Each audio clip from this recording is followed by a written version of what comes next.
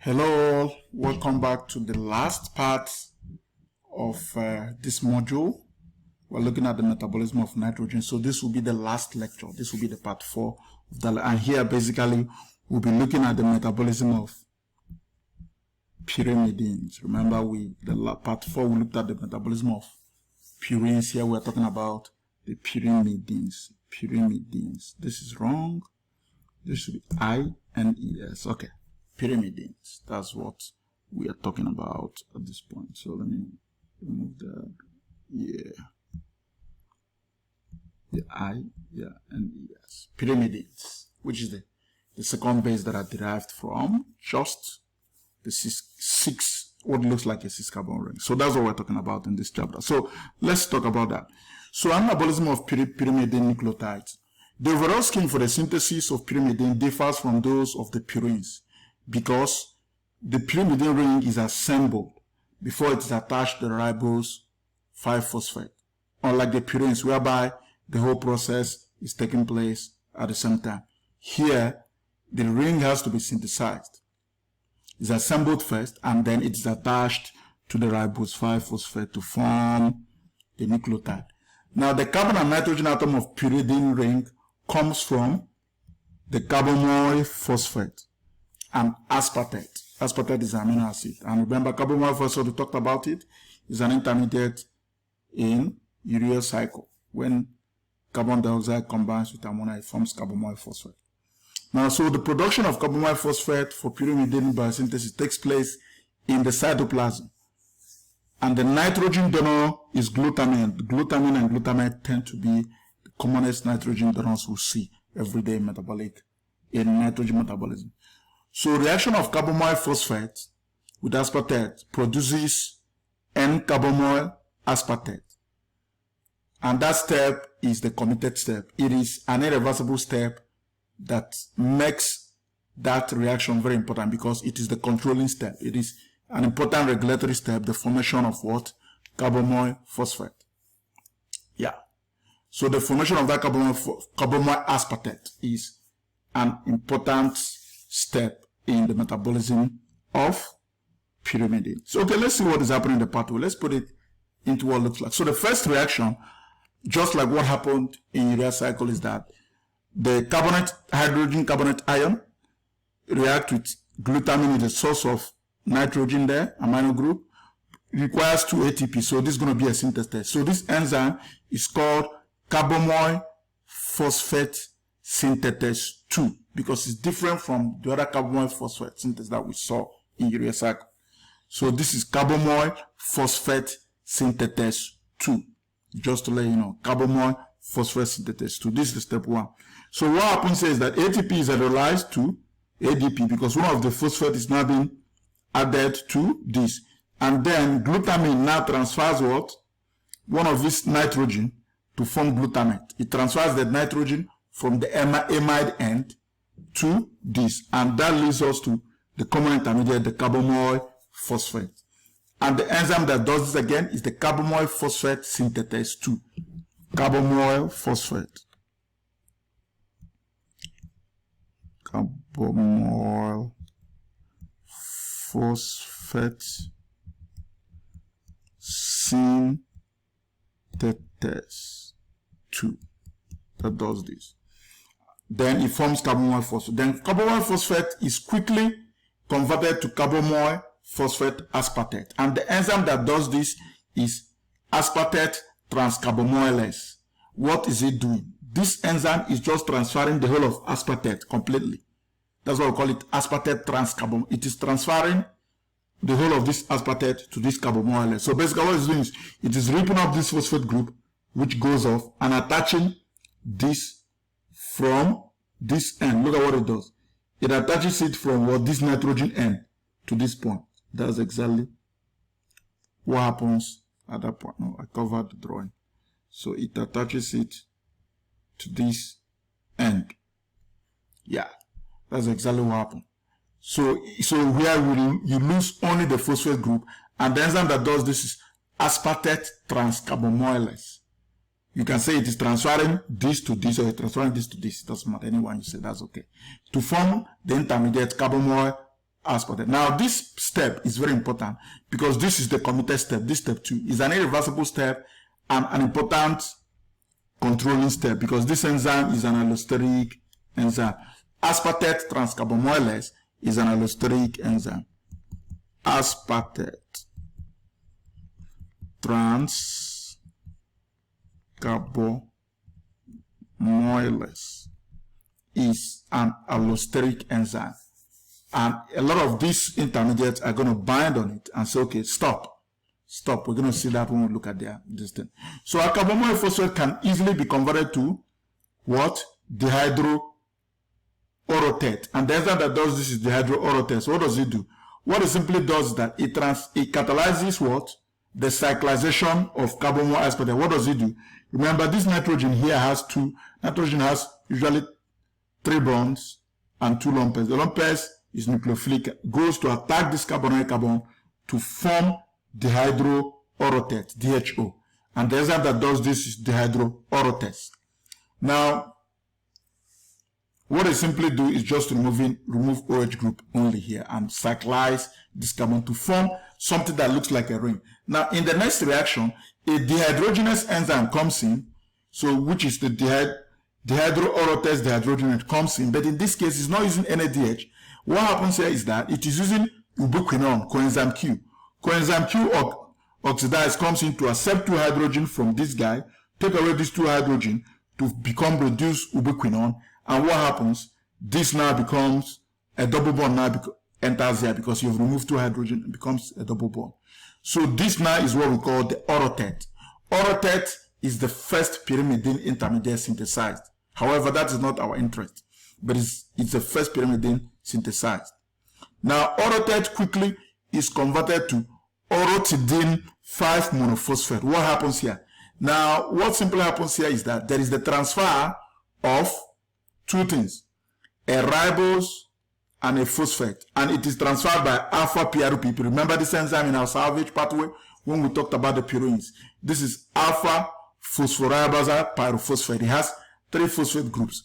What happens is that the phosphate group at carbon 2, the pyrophosphate at carbon 2 is cleaved, whereas the 1 phosphate at this carbon 5 and this one is now attached to this point in the orotate to form orotidine 5-monophosphate, OMP, orotidine monophosphate.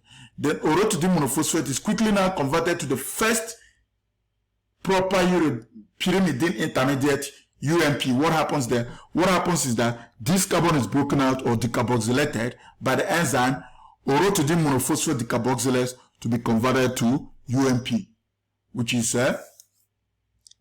uridine monophosphate.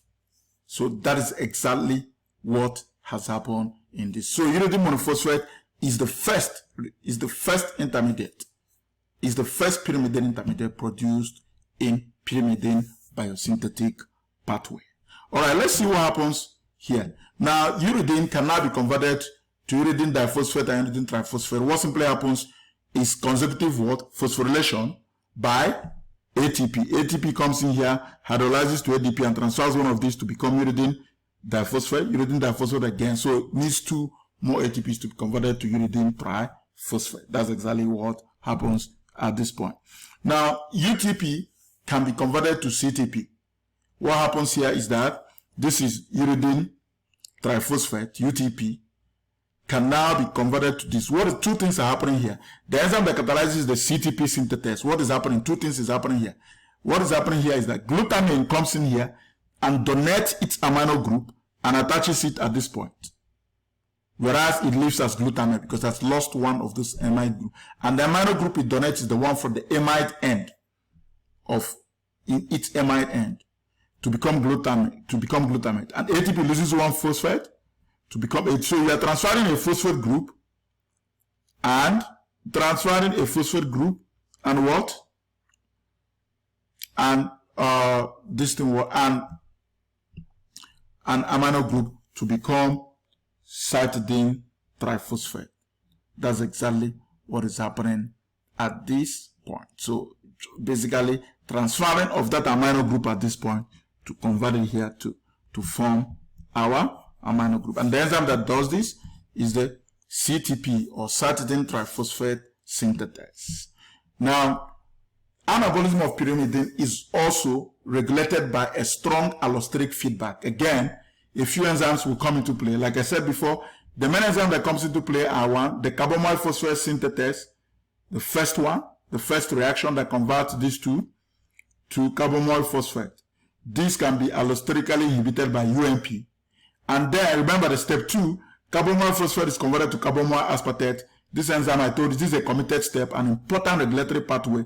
The aspartate transcarbamylase here is inhibited by CTP, which is the end product of this reaction as well. So this is a good feedback inhibition of pyrimidine synthesis.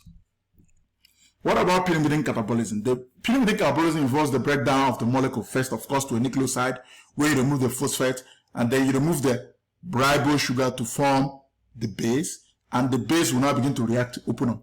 So if we start from cytosine, we remove the base, it becomes cytidine. You remove the ribose sugar, it becomes cytosine, only cytosine. Cytosine can quickly be converted, deaminated. If you remove this amino group, it forms, look at it, it's going out as this, it forms uracil. Uracil, which is like, uracil is still the first one that was synthesized when we were looking at the biosynthesis. Now this guy will quickly, uracil will quickly be what? It will quickly be reduced. Look at it. Here it is still in oxidized form. Here now it will be reduced by accepting 2 hydrogen from NADPH to form completely reduced here, saturated, not completely saturated here, to form from uracil to dehydrouracil. What happens now? Dehydrouracil is now converted to N-carbamoyl propionate.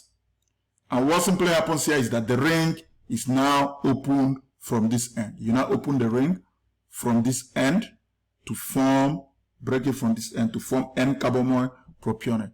The N-carbamoyl propionate is further hydrolyzed again. It's a hydrolytic enzyme again. Come again, hydrolyzing it to what? Beta-alanine, carbon, and ammonium ion. So what happens here is that you cleave it from this end. That's exactly what happens. You cleave it from here. You form beta, because 1, 2, 3, yeah. You form beta-alanine. And then this one remaining, you cleave this to form ammonia, and this forms your CO2. This becomes the complete breakdown of pyrimidines. All right. Now, you can convert ribonucleotide to deoxyribonucleotide. Every organism does this. The ribonucleoside diphosphate are quickly reduced to what?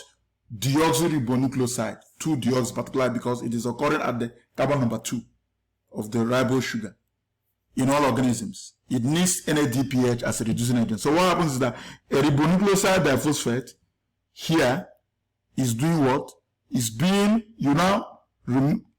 converted to deoxy. What it does is to lose 2 hydrogen ion from there to become deoxynucleoside diphosphate and NADPH. That's exactly what happens. So you're just removing that oxygen. Remember, this is an oxidation reaction. Removing the oxygen in carbon number 2. That's exactly what is happening there. And that is what you see particularly in what? In the DNA. That's what we call it deoxyribonucleotide. So look at what is happening. So this is deoxynucleoside diphosphate. It has OH group intact. When you remove it and rip it off, those hydrogen, when you remove oxygen. So oxidation of oxygen simply means reduction. So you are just, it's a reduction reaction. You are reducing it actually. So that's exactly what you're doing. You're removing this oxygen, and removal of oxygen is reduction because addition is oxidation. So removal of oxygen is oxidation. So you're reducing, and what you need to do this is what? The NAD, the NADP is what you need to do this. The NADPH plus H, which is the nicotinamide adenine dinucleotide phosphate reduce, is what you need to do this and convert it to what? Deoxynucleoside diphosphate, which you see in the DNA. All right. So the conversion of deoxyuridine diphosphate to deoxythymidine triphosphate, what happens there? It requires an addition of methyl group to uracil to produce thymine. And that is done, the transfer of that methyl group is done by the coenzyme tetrahydrofolate, which again, I told you we're talking about it again, which is known as a coenzyme that transfers 1 carbon unit. And the enzyme that does the synthesis is what? The thymidylate synthetase. Yes. And then, let's see what happens here. So look at what happens here. This is deoxyuridine diphosphate. You repair this phosphate, one phosphate group here, and convert it to what? The deoxyuridine monophosphate. This is now this now receives a methyl group at this point. A methyl group is now added to this point. You add a methyl group at this point, and that is transferred by what? The tetrahydrofolate. The N5-N10 methylene tetrahydrofolate transfers this, and the enzyme that does this is the synthetase, thymidylate synthetase, transfers this methyl group to form what? The deoxy, to form what? The deoxyribose phosphate, which is deoxy, which doesn't have what? Remember, we're talking about the deoxy here, so all of them is deoxy. What matters is that the UDP has been converted to what? The deoxythymidine phosphate. That's exactly what we're talking about here. And then thymidine itself will now react with ATP to be converted to what? Deoxythymidine triphosphate. So this is the reaction of the thymidylate synthase. Let's see what is happening there, and that will be the last thing I'm going to talk about in this lecture. The thymidylate synthase reaction. Let's see what happens there. Now, what happens there is a circle. Let's start with this one. So this is deoxyuridine monophosphate. We got this from the reaction here after this. Now, so what we're basically trying to represent is just this part of what happens in that enzyme. The enzyme is the thymidylate synthase. What happens is that now the thymidylate synthase comes here to what?